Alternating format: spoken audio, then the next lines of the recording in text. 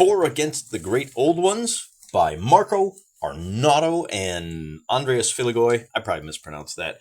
The pen and paper solo and cooperative game of Lovecraftian horror. Look, we got haunted house.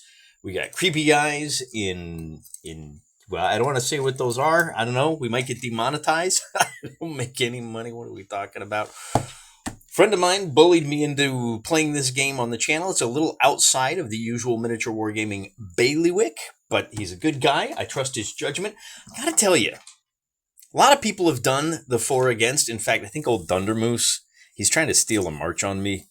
Although, to be honest with you, the same friend that bullied me into doing this probably bullied Dunder into doing Four Against the Darkness. So, a couple of different titles here. Number of guys have played this on their channels, and I thought, man, I don't know that I have anything to add. If you've seen somebody play this game, you've probably seen somebody play this game. And my buddy said, well, no, I haven't seen you play it, Mr. Wargaming. I want to know what you would do with that. So I got to thinking, yeah, you know what? We do things a little different around here, so let's take a look. Before we dive into what I'm going to do different, in case you're familiar with this game, you're going to want to stick around because we're going to try something maybe a little unusual. I should probably explain what's going on here. This is the true heir, the grandson, the grandchild of the old, the good Steve Jackson, Ian Livingstone, Choose Your Own Adventure, Quest books. This is the upgrade. This is the direct descendant of that. Instead of having one character, you're going to have four. We're going to put together a team. I'm putting together a team, and you get four people. And then you jet around the world looking for clues. And look, we got a little map here, right? With places like Townshend, the Backwoods, Arkham. We all know Arkham, right? The swim team, Innsmouth. We got Salem, Boston. So we got a nice little point crawl here with stuff going on. Little numbers here are the days it takes to travel from New York to San Francisco. And you got to go from point to point. The number of days is important because you only have 40 days. You got to gather the clues, fight the boss monster, win the day, save the Earth, at least for another day. And it's a simple 2d6 system. Your characters are always rolling. So if you're attacking, you roll to see if you hit the enemy. If you're defending, you roll to see if the enemy hits you unless you successfully defend. Pretty easy in that sense. You have to worry about equipment. Like I said, you're looking for clues. You got to get enough clues to find out where the final combat is going to be. Some really interesting mechanics going on in this game. Rather than go through all of them right out of the gate, we're really going to key in on what's the big choice that you have every time you get to a new location. And that's the actions. And the actions you choose depend on the location you're in. So let's just take a look at one of these. Here's old Dunwich. When you're in Dunwich, you can confront the horror. Oh, okay, so that's kind of a boss fight location. All right, we're not going to look at that because I don't want to ruin the surprises. But if we go to Chicago, then you can rest, you can equip, you can recruit, or you can investigate. Right? So resting is healing, equipment is changing your loadout. You can recruit. In addition to your 4 investigators, you can get, well, what does it say we can recruit here? If we choose to rest, each of your dudes recovers 1 life per day. If you choose to equip, you can find a knife, a baseball bat. We're going to go on down to Comiskey Stadium, a shotgun, which is mighty, or a rifle, which is mighty. And as you can see, weapons have regular, mighty. So, obviously, you guys have done this before. You're all gamers. You understand the differences that some of the character classes can use mighty weapons, and they do more damage. In addition, if a gangster is in the group, you can acquire a Tommy gun. A gat. Yo, it's Chicago, right? So if we were playing in modern day, and I think you could probably reskin this for modern times if you really wanted to. We probably won't. Because again, I don't want the channel get demonetized when my mouth works faster than my brain. So we can recruit some gangbangers here. I mean, gangsters. Fibbies, maybe, right? We're going to do it the Chicago way. Oh, I think we just figured out who our 4 investigators are, right? They send one of you to the Dreamland. You hit one of them with shotgun. They send one of yours to Earlia. Then what do? You throw dynamite at one of them, right? That really is what we're going to look at here. I think we've seen enough. Oh, no, we haven't, because I got to show you what happens when you investigate. You roll a d6 to find out what happens, and every time you investigate it, I think like a day goes by. Remember, you got 40. So if we're in Boston, we roll a 1, d6 plus 2 cultists. They're level 4 human minions. There's 3 things. There's vermin, minions, and bosses, right? And Like I said, you can recruit guys. They won't help you with the bosses, but they will help you fight the minions and the vermin. They use cursed daggers if they hit. Target character tests a cult or loses an extra life. So they got like poison daggers, right? Okay, you get the idea. I don't know where you're going to start. That's random. But I do want to, like I said, we're going to do things a little bit different on our run through of 4 Against the Great Old Ones. The authors, Marco and Andrea, they tell me that you can play through this in about an hour on your own. It's going to take us a little bit longer because I got a thing. I don't know if you can see it or not, but there's a camera here. Let me turn it around. Oh, no, still can't see it. Point being, this may be a multi-episode adventure. We'll get through everything we can today because we got to build our loadout. We got to figure out who our characters are. And let's just take a look at what our options are. We could be a giant nerd.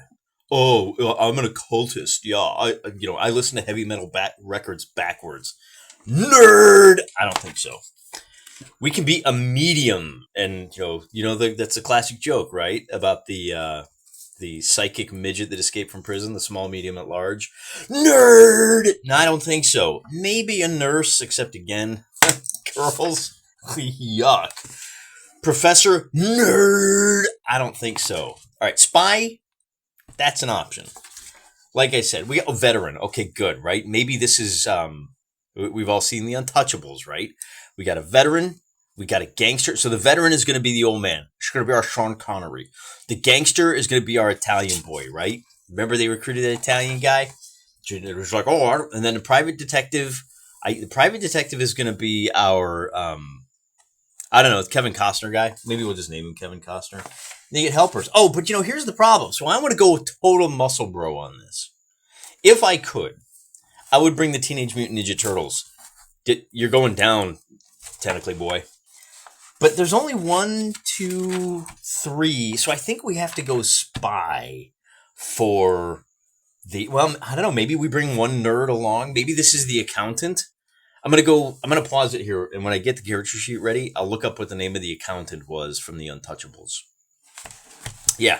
So let's go ahead and take a look at the character sheet. Like I said, it's pretty simple stuff here. You can level up through the course of the game. What do we got here on our sheet? Now, if the world wasn't such a fallen world, if we weren't forced to work and toil by the sweat of our brow, I would already have printer ink and I'd be able to print this up. But duty calls, and I got family time, and it's just hard.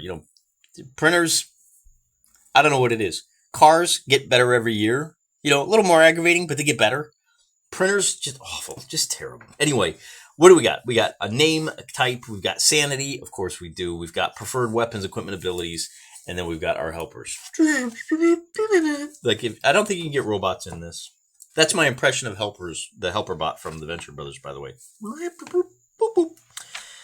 Pretty good art. I don't know about the writing in this yet, but like I said, we'll kind of learn as we go together.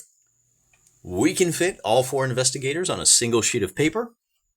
This is their starting loadout. Notice they're all level 1. When we score enough experience points, we can level these boys up, and they'll get a little bit tougher, a little bit stronger. Generally, their life will go up by 1 each time, depending on who they are. And then their skills will go up as well. So let's just run down this real quick. Elliot Ness, he's got a life of 6, 4 sanity. He's got a gun, brass knuckles, and his 2 skills are nothing. When he gets a level, then he'll be at +1 on his lore checks, kind of research, and then +1 on his attack. But for now, he's just a little guy. He's just a little PI. Jim Malone, the old fella, he's got 7 life, 4 sanity. If we find a flamethrower, he gets +3 on his attack rolls. For now, he's got a rifle and a bayonet.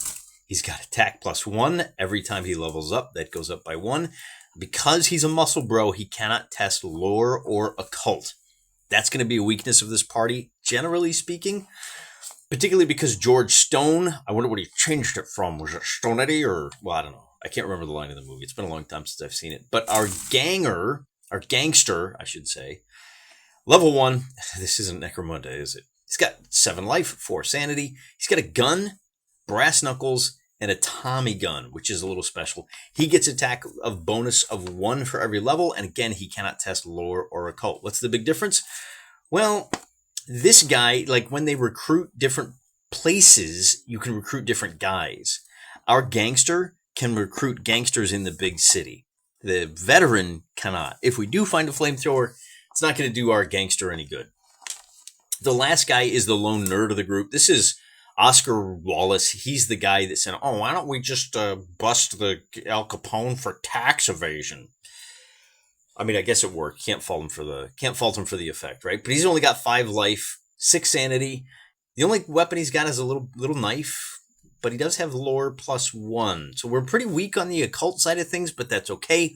We're going in cold. We are assuming that these 4 guys they think they're looking for rum runners when in fact they're looking for dream stealers. They're looking for, it turns out maybe that's how the cult is making money. It wouldn't be the first time that a cult did illegal things to make enough money to keep going. Now, the one nice thing about the professor here, not only does he have lore +1, but he can start learning spells. Now, these guys all have a spell. I cast gun. I cast bayonet. I cast brass knuckles. He can actually start learning some occultic spells later on. We're going to keep an eye on him. I'm not sure we're going to trust that, but he can also, every time he goes up a level, he can recruit a grad student. Now, grad students have 1 life, which guys, come on. I was a grad student. 1 life. I think you're being a little generous. I had no life when I was a grad student. Know what I'm saying? They do have a sanity of 2. They give you, now it doesn't matter how many you got. Now you can only have 4 helpers. If you have 4 grad students, you only get a +1 to your lore. So you can send them off to do your research for you and then not credit them for helping you discover the thing.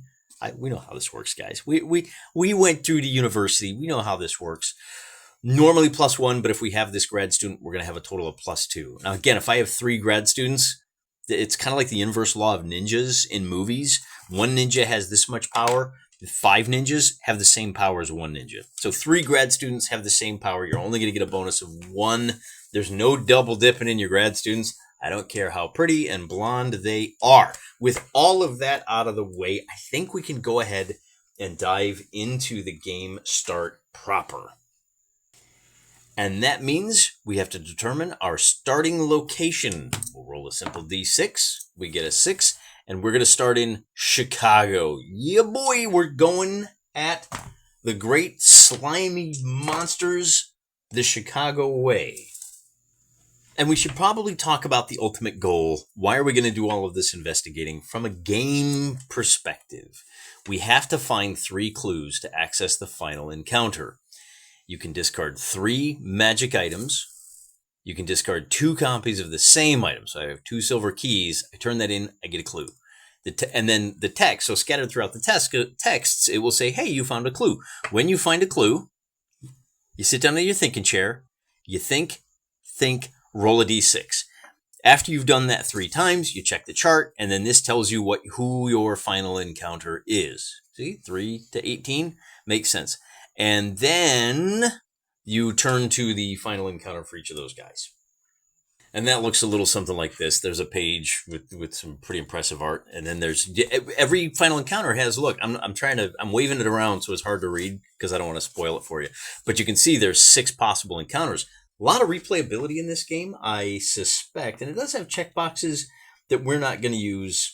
I'll show you what we're going to do instead here in a moment. So don't worry about the map. Let's just find Chicago, right? So here's our options for Chicago. Rest, well, we haven't taken any damage. We don't need to rest. We're happy with our equipment. We could recruit, but that takes 2 days. Remember, we only have 40 days. So instead, I think what we do is we go ahead, and then you can equip. It takes a day to swap these out. Oh, you know what we should do? We got to get our professor a shotgun. I don't know if he can use it or not, though. See, the mighty, different character classes are limited in what they can do. If a gangster is in the group, you can acquire a Tommy gun. But again, that's going to take us a full day. Do we want to do that? If a veteran is in the group, you can, we are getting the flamethrower. We have some issues here. The Tommy gun is a special weapon. It can't be used by the professor. Shotgun is just a gun, right? Regular weapons, you just roll a d6. You're trying to roll above the level of your target. Mighty weapons give you an extra +1 to your attack roll. That's guns, rifles, sword sticks, swords, guns that shoot swords, axes, meat cleavers, etc. I'm assuming a shotgun is a mighty weapon because it gives you that +1. Now, a Tommy gun Gives you +3 to your attack rolls. You can only use it in 3 combats per game. I'm assuming that's 3 combats, not 3 attacks.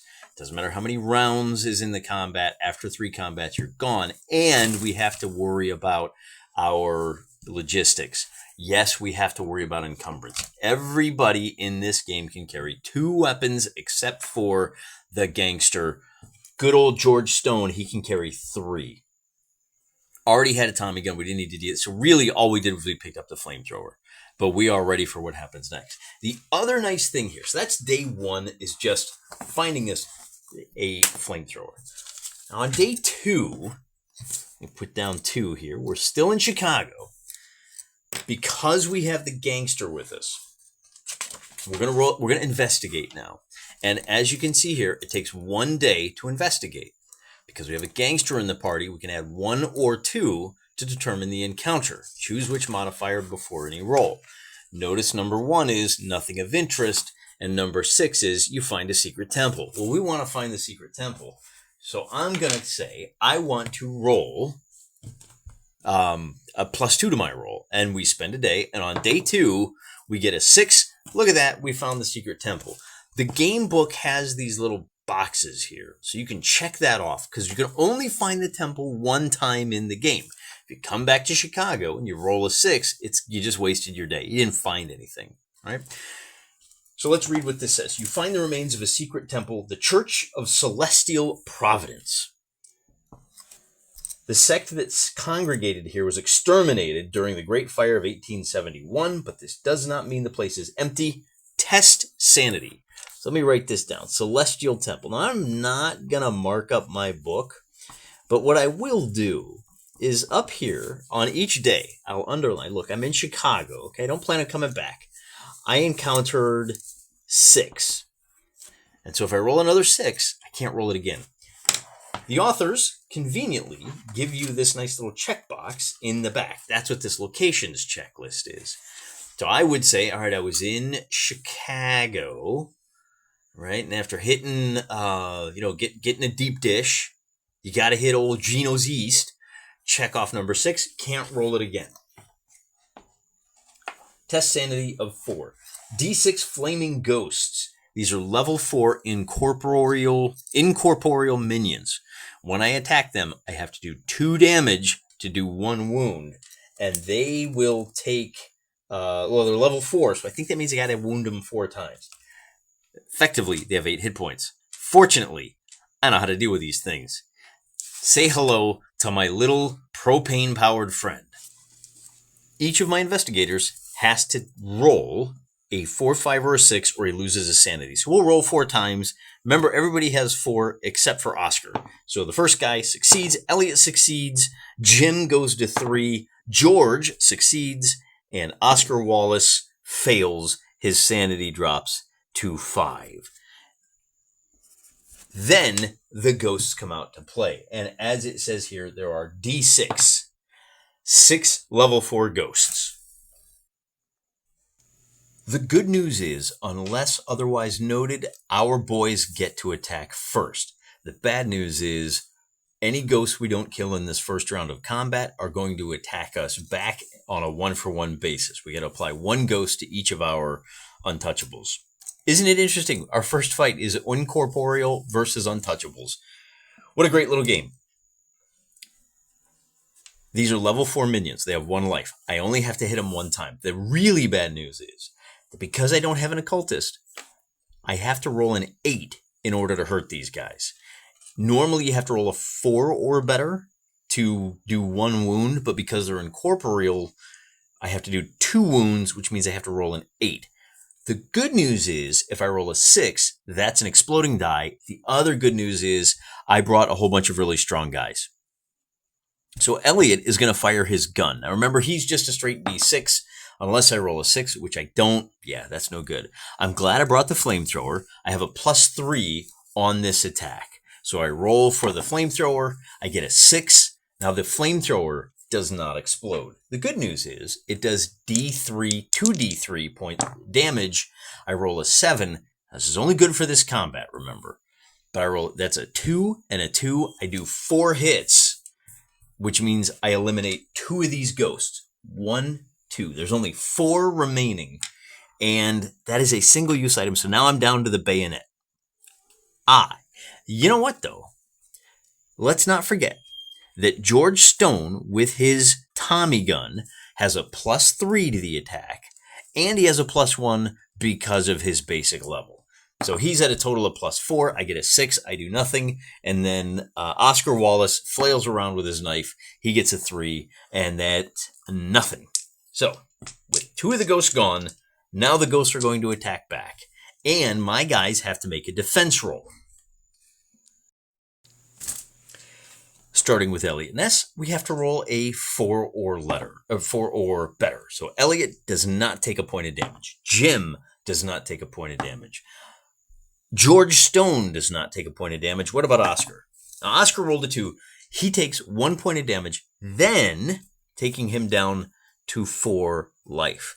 But because these are ghosts, somebody calls Zach Baggins. If we had Zach Baggins, if one of our boys dies, maybe we'll recruit Zach Baggins so that we can get the occult skill. Occultists and the who are the other? Who's the other nerd that we didn't want to bring with us? The occultist and the medium. They do 1 point of damage for every wound that they deliver. So they don't have to roll an 8. They would have been knocking these ghosts out on a roll of a 4.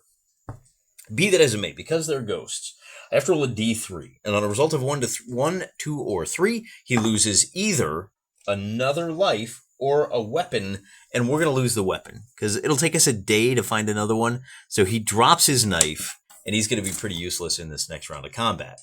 Again, we get to go through another round of combat, and Elliot is going to be using his gun. He shoots at the ghost and misses, and Jim is going to be using his bayonet, and with a total score of 6, he gets nothing.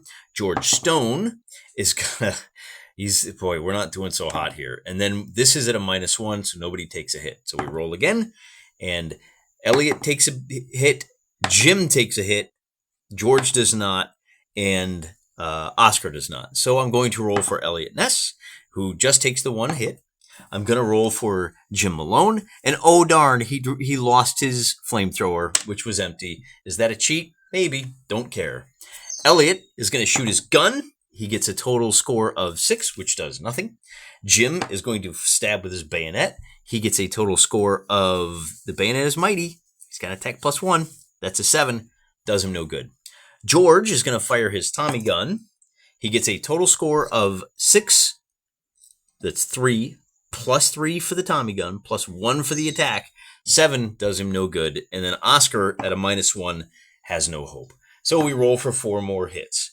It's a miss. Jim takes 1 life, taking him down to 5. We may be resting after this if we survive. George takes a hit. And he's going to take a 2nd point of damage, taking him down to 5 life. And then Oscar is going to also take a hit with a 50% chance. He doesn't have any weapons left, so he's going to be down to just 2 hit points. If I start this game off with a TPK, that's going to be sweet. But Elliot gets to go. Now, we could run, by the way. There are rules for that. But I need the arcane item, and I'm up against a clock here. Fortunately, Elliot scores the 6. These are exploding dice, by the way. So with a 6 and a 9 and a 1 for the brass knuckles. Actually, he shoots and he kills a ghost. So we're down to 3 ghosts. Then Jim Malone goes and he misses. And then George Stone, still with a +4, gets a 5. He brought the wrong kind of bullets. Who are you going to call? And we get nothing for Oscar. Now this time we only have 3 guys attacking. They're going to be attacking our muscle boys. We don't want Oscar Wallace taking 2 hits. He'll die. That's a miss against Elliot. That is a hit against Jim and just 1 point of damage. And then for George, that is a 2nd hit and on a 1, 2, or 3. Nope, just a 1 point of damage for him. So he is now down to 3 hit points. All 4 guys get to attack. Elliot takes a swing and a miss. Jim with the swing and a miss. And George, come on, George. We need you to roll big here. Thank you. You got a +3. That's going to knock out 1 more ghost. You're at a total of +4. So we do 1 more. And then Oscar, can we get that exploding 6? Negative. So we're down to 2 ghosts. Elliot takes a miss, and Jim takes a hit. And that hit is going to give us just 1 more point. So he is down to 3 hit points. All right. Yeah, feeling good about this round. I think we can get through it. Looking for a 6. Exploding die. That's a 7. We needed...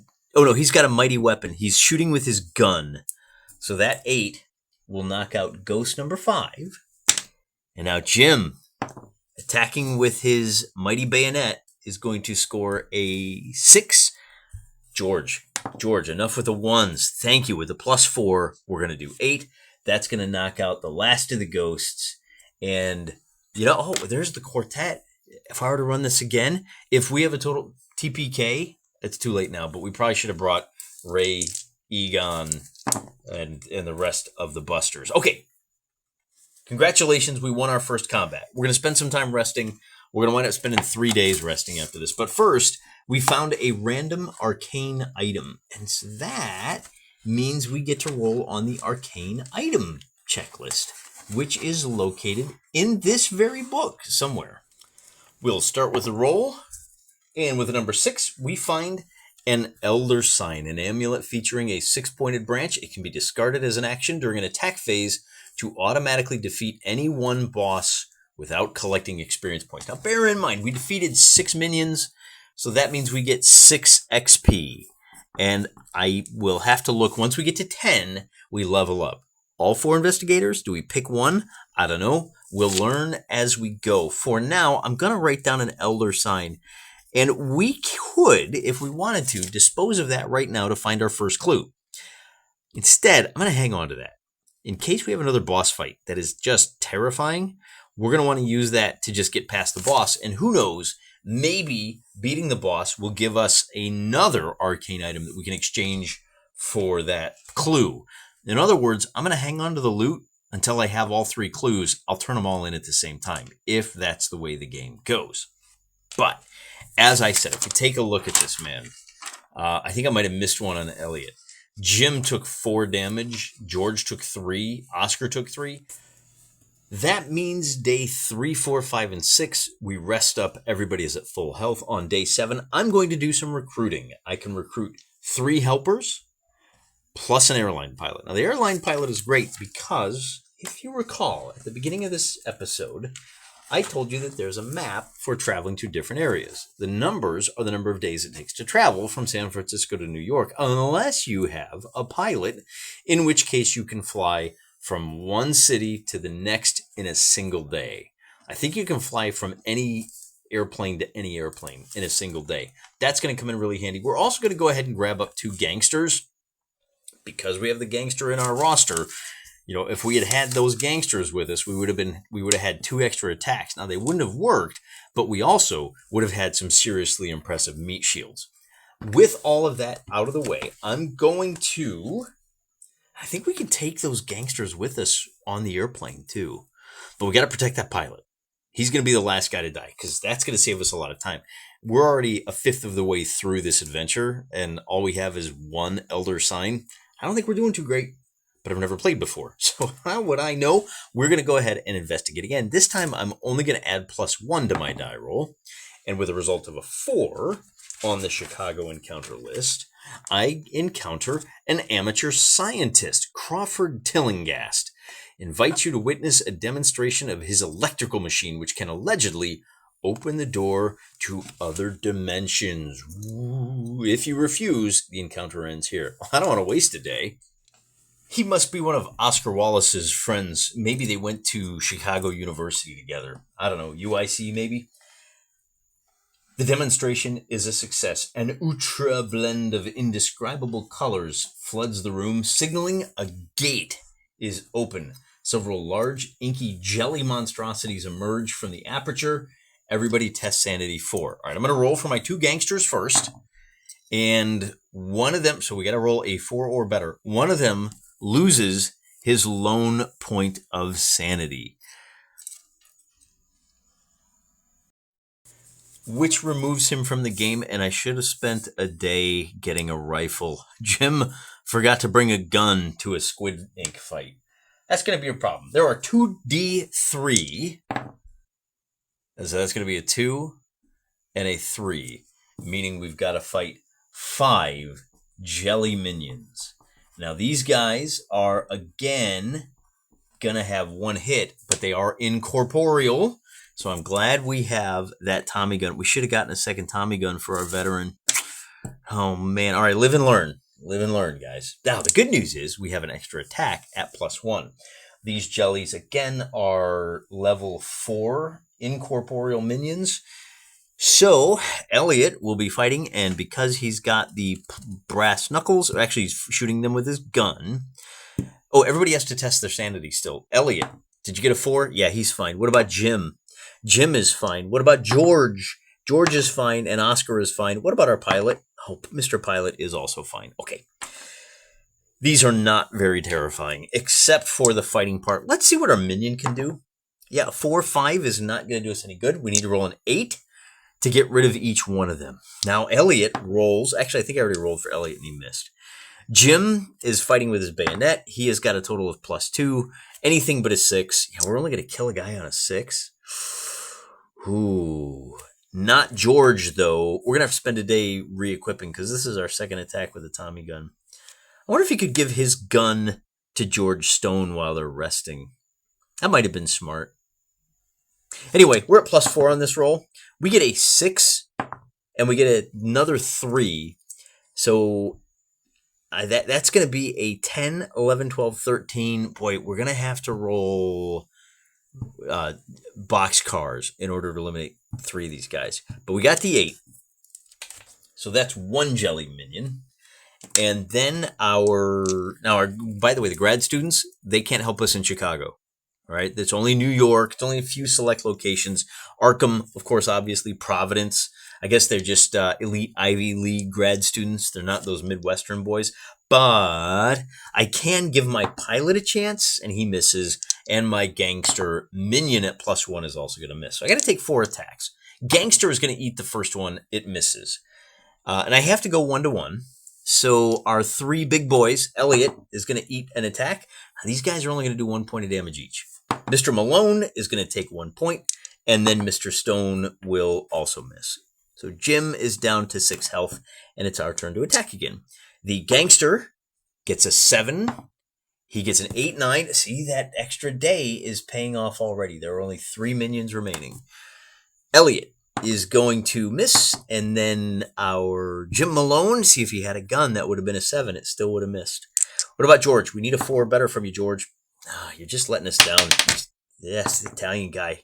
And then Oscar, we didn't expect anything out of you. Our pilot, if he gets a 6 and then some more, that's not going to happen. All right, 3 attacks. Our gangster is going to take the hit. He's got 2 life, by the way. So he's down to just 1 life. The guy that didn't run away gibbering in insanity. Then Elliot gets to go, and then Mr. Malone, and now here's the great Italian hope with a 6 and a 10 and a 14. We're gonna do 1 more point of damage with that Tommy gun. Blah blah blah blah blam. We are down to just 2, and then Oscar, we need a 6 followed by because we're at -1, remember, but the exploding die still works.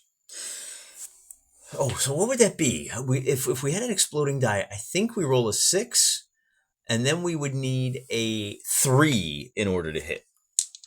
I'm going to take 2 hits. Our gangster gets missed, and Elliot is going to take 1 point of damage. I'm trying to spread that damage as best I can. Our gangster, MVP, nope. What about Elliot? Nope. Jim, looking for a 6, and Oscar, no 6s. That means it's up to you, Georgie. Georgie gets the 6. He gets we're up to 16. Actually, that will do it, won't it? 6 plus 6 plus 3 plus 4 is 16. That's going to do 2 points of damage. Right? Cut it in half. That's going to be blang, blam. We won the fight. That gives us a total of 11 XP. What does that mean, I hear you say? Well, let me wrap this up first. If you defeat them, you can select an investigator to roll on the gate table. Oh, we're totally doing that. Elliot is walking through the gate. He's walking straight into JFK. The movie JFK, right? It's a film reference. You get it. Also, you can take the machine. Okay, it says here that broken and useless Tillinghast's machine counts as an arcane item. Oh, Tillinghast died in the fight too. Oh, that's why we can take it. Loot the body, right? This is a lot more like D&D than I expected. We can attempt to level up one of our investigators because we have 11 XP. Subtract 10. Now we have 1 in the bank. We're going to spend the 10 to do this. Roll a d6. If it's higher than the current level of the investigator, the attempt is successful. And the investigator gains 1 level. All right. 3 is higher than 1. So Elliot goes to level 2, which means his lore bonus, because now that he's level 2, his lore and his attack go to 1. He also gains an extra life. And when leveling up, he increases his current and maximum life and its maximum, but not current sanity by 1 point. So his maximum sanity is 5 and his maximum life is 7. However, his current sanity remains at 3. Now we get the fun bit. We get to roll on the gate table. We have opened an otherworldly dimension door that will take us to number 2. Right, of course, at the top of the page. Horrible, half polypus entities from immeasurably distant universes emerge from the gate. Test sanity 4. Fight inexplicable entities. At least they're not corporeal this time. As I said, these are going to be, there's going to be there's 2d6 of them. 5 of these entities come streaming out. If you defeat them, you can immediately roll on this table at +2 or allow the gate to close. All right, let's fight these guys. They're only level 3 minions. Let's see what happens. As always, we get the first attack. I'm going to give my little minion boy the first attack. Now, these are level 3. They only take 1 point. And if I get a 3 or better, they die. Remember that our gangster has a +1 to his attack roll. You know, you have to go through this whole encounter. I still don't have a decent weapon. Okay, for Jim. All right, be that as it may. We've eliminated 1. Thanks to our little recruit. What about Mr. Pilot? You want to get involved in this? Mr. Pilot eliminates 1 too. Oh man, our helpers are really helping. Now it's our turn. Elliot is going to go ahead and eliminate number 3. Jim is going to roll. Now remember, Jim's got a +1 on his attack, and he's using a bayonet. He's going to stab one of these things right in where he imagines the thing's gut might be. And what about you, Oscar? You need a 4, because he doesn't have a weapon. Remember, he dropped it. So he misses, and then the last to go is George Stone. He has a total. Now we're just going to use the regular gun. He's got a +2 on this attack. That's going to give us 5 more points. So pretty easy one, let's be honest. That's going to give us, take our experience points up to 6. I'll take it. We can now roll on the gate table again at +2. Yeah, boy. And we get an 8 means the who's going to go through it? Let's see. Somebody, I forgot to say who. Well, let's just roll a d6, shall we? On a 5, it's our gangster, and on a 6, it's our pilot. Our gangster gets sucked into the gate and tossed into a bizarre, nightmarish dimension. He will be gone for 3d3 days. So that's 1, 2, 3, 4, 5, 6. So I don't think our helper can go through the gate, though. Interesting. It's going to be 6 days. So on day 11, let's roll on a 1, 2, 3, or 4. We'll just go right down the line, okay? Jim is sucked into the gate. And then Jim is sucked into the gate, and so for 6 days, he's going to be gone. And he will reappear in either San Francisco, New Orleans, New York, or the Catskills. If he's already there, the departed investigator, if we're there, so in other words, we have 6 days to get to one of those locations and meet Jim. We can pick one of those. And I think I get to choose. So I think because we're in Chicago, do we want to go to New York or San Francisco next? because those are the choices here. He's sucked into. We rolled a 5, and if we're there, we can get him back. So we got to try to rescue him. We see the Golden Gate Bridge through the gate as he's sucked, screaming and yelling. And what happens to him? Anything else? Otherwise, remove the investigators from the game. It's extremely debilitating. Roll a d6 and subtract the result from the investigator's life to a minimum of 1. All right, 3. Roll a d6 and do the same for his sanity. Okay, so we subtract 2 from his sanity. So he's going to be at 4 life. So he loses 3 hit points. And he loses 2 sanity, taking him down to 2. But roll a d6. And on a 4, 5, or a 6, he has discovered a clue, which would put us a third of the way towards our final. Dang, unfortunately, we may just have to let Jim go. I don't think we're going to do that, though. Since he will appear on day 14, we'll spend day 9 traveling, and then day 10 will appear in San Francisco. We don't have Jim with us right now. We're going to go sit by the dock. Actually, we don't have time to sit by the dock of the bay. We've burned through almost a third of our shot clock. Did you know a day of rest helps you recover a point of sanity? That's going to help Elliot. In addition to his hit points going back to max, I think that also helps Oscar. I think he's back up to maximum sanity as well.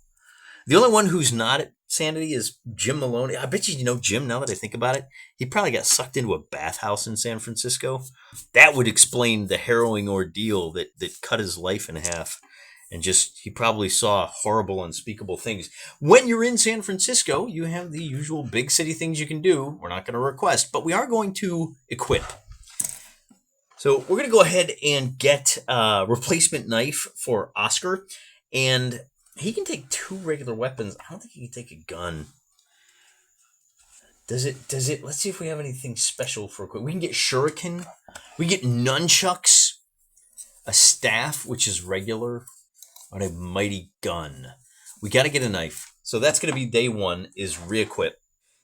Feels like a waste of a day to grab a knife for our bookkeeper, but with the -1 when you're unarmed, I don't like that. We're supposed to be doing the Muscle Bro run through on this one. Speaking of, because we have a private detective with us, when we're in San Francisco and we roll for an encounter, we can re-roll 1 time. Now, you can't do that in multiple days in a row. You have to leave to another city, go do an encounter, and then come back to refresh that power-up. Be that as it may, and we got 4 days to kill. That's when a bleary-eyed Jim Malone is found wandering the streets. They picked him up, screaming and yelling even among the homeless weirdos pooping on the streets in San Francisco. After being sucked through the gate, Jim Malone is he's like turbo San Francisco homeless, if you know what I'm talking about. We're going to, on day 11, we're going to investigate, and we get a 6. And so it says, wait a minute. We have a choice here? Oh, you get a... What? That means we have to write our encounter down. Now, the 6 is good. I think I figured this out. You visit a local ethnologist. All investigators can test lore 6 once. For each success, you can trade an arcane item with a random item from the arcane table. And remember, we have 2. The arcane machine that we got, the gate machine, we can trade that in. Everybody gets a chance. All of our investigators. I've got 3 chances here. Elliot needs a... Whoa. Oh, hold on. Elliot has +1 on his lore. So he only needs a 5. Well, he fails. Well, what about George? George is reading the papers. He gets nothing. And then Oscar now. He has those... He has... Well, we don't... Oh, he has the 1 grad student. Oh, I probably should have been... Yeah. I don't think the grad student is here. I think we're just at a +1. Hey, we got it. Or we can receive 1 of the arcane items below. The family tree of the German family. A scroll with the ribbons of light spell. Single use. Okay, can only be used by the occultist. Or, so ribbons of light bookkeeping. Incantation of Yog Sothoth. Wait, is that that's an arcane item. Now, whichever one of these I get, I can trade this, the Elder Sign, and the arcane machine in for a clue. And be a third of the way towards the end battle. In fact, I think I'm going to do that. I'm going to take, it doesn't matter, right? It doesn't matter which one of those I get. I'm not even going to roll. Now, this is the only time we can do that encounter.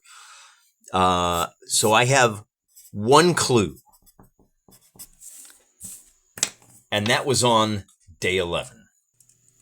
And I think we've been going at this long enough.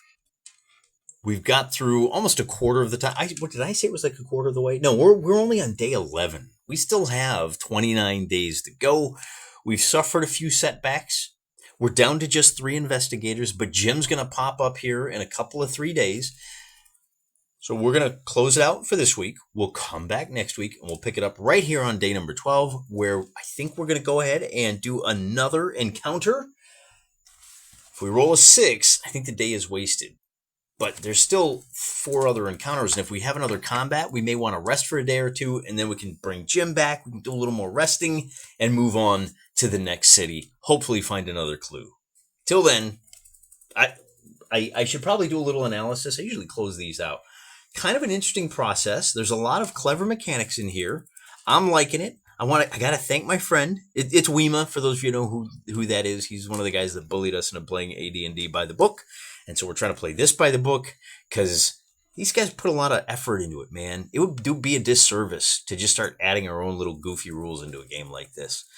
But really, just like I said, the next evolution of the Choose Your Own Adventure books, really taking Ian Livingstone and Steve Jackson's primitive style to a whole new level. Can't wait to find out what happens next. But y'all are going to have to wait a week. Tune in. See you then. I'm praying for you.